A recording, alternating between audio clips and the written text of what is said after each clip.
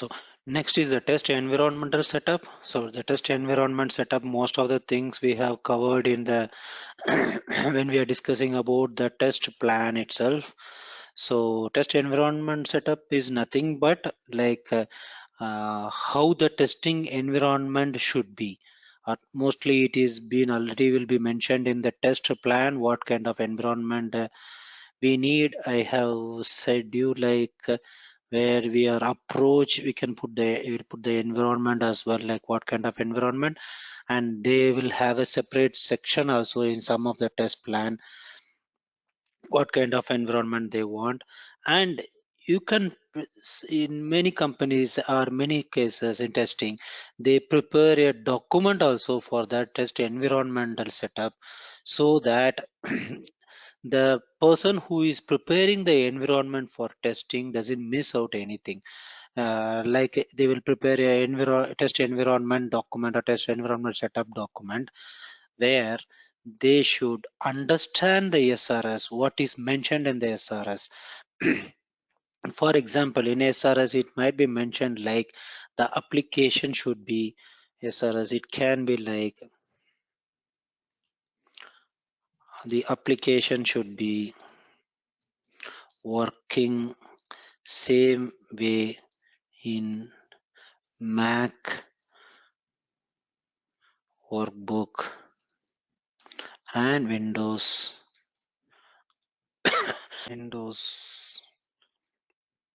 computer, computers, Mac machine. Okay, and they have another in the SRS like the application should be working in IE, Chrome, Firefox, Safari. So you should the test environment, while preparing the test environment, you should carefully go through the SRS documents, and they should prepare the environment in such a way like all the testing which is being mentioned in the SRS can be carried out in the testing environment. See, obviously, if a Mac machine, it should be a separate server or separate Mac machine server or Mac workbook itself and Windows computer. So these all environments, a Mac machine, a Windows computer in Windows 10, for example. So these all should be followed, or this all should be read thoroughly, and the test environment should be prepared for all these testing activities to be carried out. So, and again, the next requirement is like it should be working in IE Chrome. So the person or the team which is making the test environment should make sure like all these browsers are available for testing in that particular environment, like IE Chrome and Firefox and Safari. And MacBook Safari, of course, it should be available in Mac. And again, you have a requirement like it should work in Linux operating system also. So the Linux operating system environment should also be ready, so that the testers will not have any lag time during their testing. So all the requirements, all the environmental requirements mentioned in the SRS should be taken care while preparing the test environment. So that is what I have mentioned. Hardware and software requirements should be carried out. Understand the SRS and then make the hardware and software requirements for the testing team. And in the test environmental setup, they should verify whether the test data is available for the testers. So most of the testing activities, most of the testing, like it will not be carried out by creating a new by creating new data. uh, 90% of the application you can say like it will not be carried out by creating a data in the environment for testing. So the testers will be mostly using the already existing data available for the application. That data should be available in the application, or the data should be preloaded in the application. Mostly the database management team will take care of that. they will do the migration of all the data into the particular environment or into the particular application.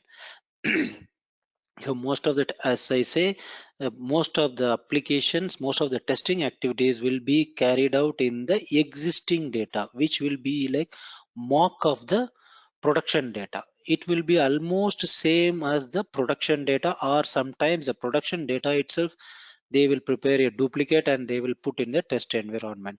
But it is not a production environment, to know, kindly note that it is a test environment, but data will be from the production environment.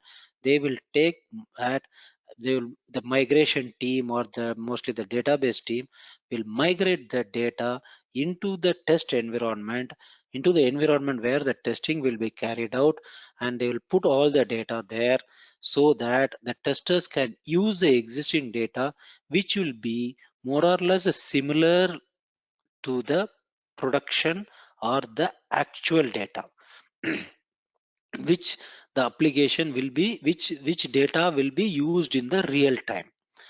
So for example, ICICI, they will not, ICICI bank application is there, they will not put all the customer information from ICICI database and put there. This is one example. They will not take all the ICICI bank customer details and put in the test environment, then they will ask us to do.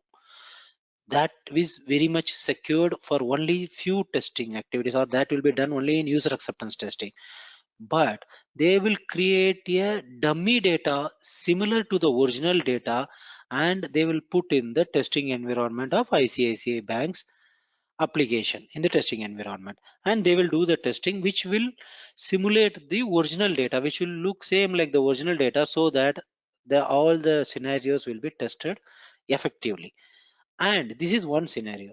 And in second scenario, if there is no problem with the data sharing, if there is no uh, the customer is not having any problem, if it is not a banking application, it is not a more secured application, so in that case the production data itself can be migrated into the testing environment data, and they will do the testing. But in most of the cases, they will there will be some dummy data, depends on the application. Like some application can have 10,000, 20,000, 1 lakh, 2 lakh, 10 lakhs also. It depends on the application. They will prepare dummy data, and there is a separate team for preparing that. They don't do this manually. They have many automation tools to do that. They prepare the dummy data and they will put that data for the testing services, for testing team. So this all comes in the test environmental setup. So when you are doing a test environmental setup, you should understand the SRS, what are the requirements in the SRS. As per that, you have to prepare the test environment. Then you have to understand the SRS, and you have to prepare the test environment with hardware and softwares, and you have to understand the SRS again, and you have to give the test data for the testing team, and the test data should not have any wrong values or invalid values, or it is wasting the time of the testing team if they are putting invalid values and the testing team is taking that values and testing and they report a wrong bug or they missed out some bug, it will create a bigger issue. So you should be careful when migrating the test data. It should be a valid test data, and it should be available for the testing team. Okay. And one more thing I forgot to tell about the test cases design. When you are doing it, the types of test cases, as I mentioned, there are different types of test cases like unit test cases, regression test cases, etc. So these regression test cases are mostly derived from the current testing environment. For example, you have done a release 1 testing and there are 100 test cases. So when you are doing release 2, as I have mentioned, they will do regression testing of testing release 1 uh, test cases. Also, they will do the I mean, they will do the testing of testing release one functionalities also, so that when developer is when developer is developing the release 2 functionalities, he doesn't miss out any functionality of release 1. So I have mentioned this earlier, that is called regression testing. So from these 100 test cases, the tester will identify regression test cases. It can be around 70 cases, and they will put this as regression test cases, so that these release 170 cases will also be tested in release 2. 70 cases will be tested in this. So this is called regression. So this is also one type of testing. So mostly they don't write the regression test case again and again. So regression testing is mostly carried out like when doing release 2 functionality, the developer should not have messed up or screwed up some functionality of release 1 if they are interconnected or they are having some relationship. So for that purpose, they do regression testing when doing release 2 of release 1 functionalities. So in that case, they will again not write all the test cases of release 1 in release 2, or they will not write the regression test cases in release 2. It is complete waste of time.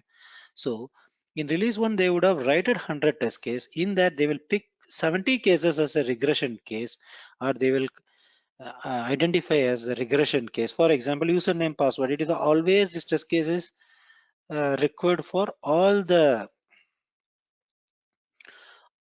testing activities. Or add a customer, as I have mentioned earlier in my examples. Add a customer. These all required for every release. So tomorrow something developer is developing which is regarding to release to, I mean, in release to something he is developing which is related to add a customer, he should not have messed up the existing functionality which is in release 1.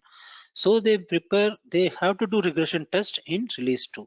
So for this, they pick all the 70 cases, or 70 is an example. They pick some cases from the release 1, and they will do it in release 2, and they keep it separately as a uh, regression test cases. So, and as I have mentioned, most of the projects, they do regression testing. They use automation tools for regression testing.